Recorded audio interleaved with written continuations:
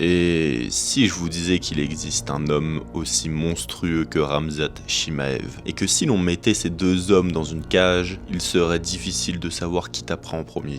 Je peux en tout cas vous affirmer une chose, ce combat, s'il a lieu, ne se terminera pas par décision unanime.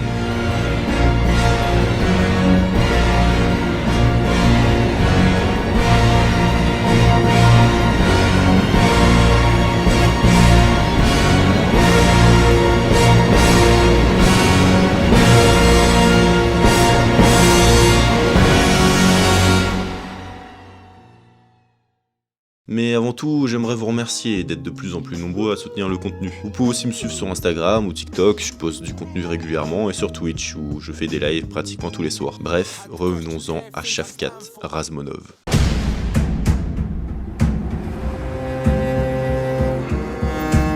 Une météorite est arrivée dans l'UFC il y a peu et croyez-moi, ses adversaires s'en sont aperçus. Beaucoup plus discret qu'un Khamzat, il préfère dévoiler l'étendue de son talent dans la cage. Un enfant qui grandit auprès de sa mère. Pendant que ses amis se regroupaient pour jouer ensemble, il était alors influencé par ses frères qui l'ont très vite amené à se battre. Ne refusant aucune proposition dans la confrontation, il n'avait plus besoin qu'on le motive pour exercer ce dans quoi il excellait. Il aimait ça. Originaire de l'Ouzbékistan, sa famille tient ses racines de plusieurs tribus kazakhs, des origines qui lui sont très importantes. Et c'est lors d'une singulière promenade au marché qu'il tombera sur une cassette d'arts martiaux. Il ressentira alors l'envie de devenir le plus grand combattant d'arts martiaux. Lutte, striking, il est complet. Et ses débuts en MMA seront très concluants.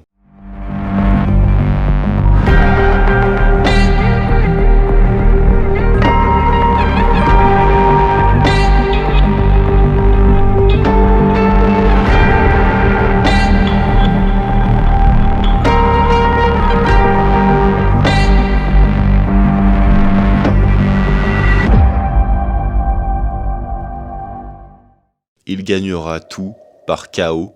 Son objectif était de gagner la ceinture de son organisation. Une fois chose réalisée, l'UFC le contacte. Il affronte Alex Oliveira pour son premier combat en UFC. Et au-delà du fait que le combat sera à sens unique, il arrive en montrant un sang-froid et une agressivité sans faille. Boxe, lutte, tout est là.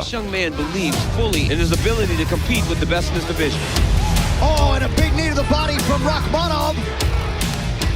Oh, guillotine attempt, John. Oh, it's deep. Oh, wow. He's got a great guillotine. There's the tap. Remember the name, Shavkat Rakhmonov with a huge win in his debut. Bref, encore un de ces monstres vient de faire son apparition. Mais dès son deuxième combat, Dana White décide de tester Shavkat en le faisant affronter Michel Prazeres, un combattant qui n'avait alors encore jamais perdu. Connu pour ses takedowns, Shavkat a très bien anticipé son ennemi. Il finira au sol et malmené, comme si rien ne fonctionnait sur lui. Une fois avoir vu ça, comment ne pas faire de comparaison entre ces deux-là? Tout le monde a envie de les voir s'affronter, mais Dana White préfère ne pas griller les étapes. Shavkat affrontera alors son premier combattant dans le top 10, Neil Magny. Mais même lui se retrouvera démuni face à cette énigme qui est Shavkat Razmonov. Sinks back into it with short time. Trying for it here. There's the tap. Oh, wow. Still undefeated and still has finished every single fight. Si les motivations d'un Khamzat Chimaev sont essentiellement sanguinaires, celles de Shavkat sont plus traditionnelles. Et c'est quelque chose que j'ai pu observer d'abord en le voyant porter une timak, une coiffe traditionnelle kazakh. Il veut mettre en avant son pays et sa culture, ainsi qu'y faire développer son tourisme. Просто хотел показать, что тоже у нас есть головной убор, но она, в принципе, как бы показать, что казахстанский головной убор, наша культура, какой-то часть там. On comprend alors d'où lui vient cette force et cette mentalité. En s'inspirant de ses ancêtres et de leur mode de vie, on constate que tout est régi à la performance. Il a regardé et on lui a appris à chasser dès son plus jeune âge, à son tour de devenir le chasseur dans l'octogone. Il n'est pas seul lorsqu'il se bat dans l'octogone. Il traîne derrière lui le regard de centaines d'ancêtres, ainsi que la pression des dettes familiales. Sa volonté dépasse le simple fait de vouloir gagner. Il veut régner. Et c'est son dernier combat contre Geoff Neal, l'un des plus gros cogneurs de la division, qu'il prouvera au monde entier qu'il n'est pas qu'une mauvaise statistique.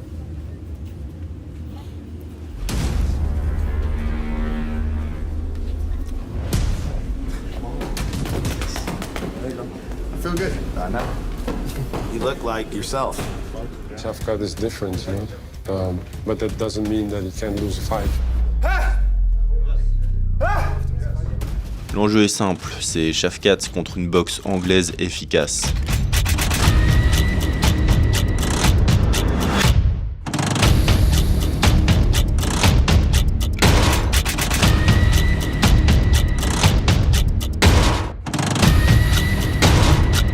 Neil doit toucher. Mais le Kazakh est bien plus que ça. À la fin de la première reprise, Shafkat arrive à ouvrir l'arcade de Neil et gagner le premier round.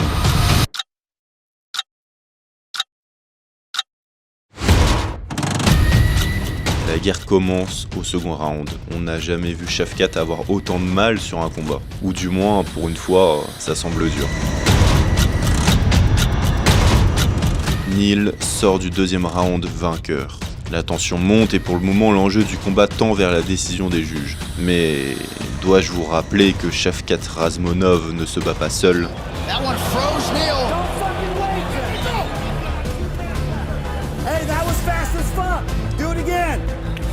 No! Oh, he got stopped. Il reste alors moins d'une minute quand l'issue du combat change radicalement. You're gonna be pissed about this!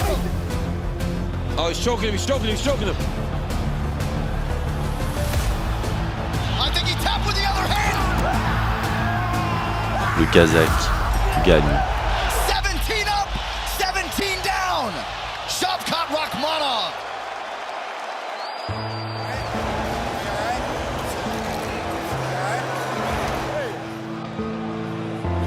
Yeah, you're good, son, man. You're good, man. We have to do that one day. We'll get it. One day.